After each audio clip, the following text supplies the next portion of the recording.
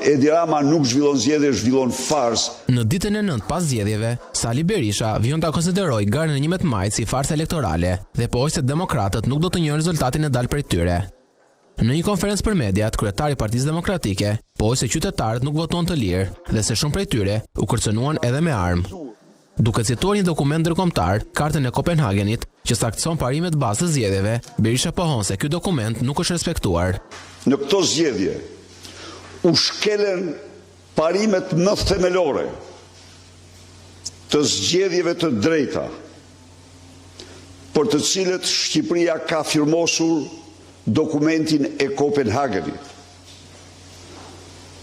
Shqipëria ka mishruar këte dokument dhe parimet e këtij dokumenti në Kushtetutën e vendit dhe në kodin zgjedhor. Një thirrje ka për Komision Qendror të Zgjedhjeve që të mos nxjerrë rezultatet paraprake, pasi siç pohon ai, shkeljet janë të shumta dhe theksin e vendos të votimi nga jashtë.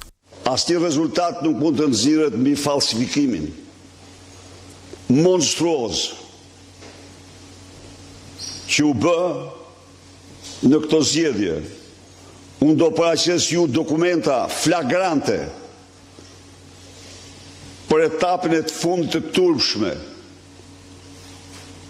të votës në diasporë, e cila s'mund të përfshihet kurrë, s'mund të konsiderohet kurrë.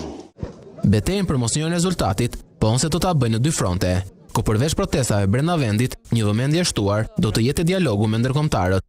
Nga ana tjetër, Sali Berisha nuk preferoi të përgjigjet nëse aleatët e tij justifikuan besimin e dhënë për 7 mandate në listën e sigurt të koalicionit të drejtuar nga Partia Demokratike.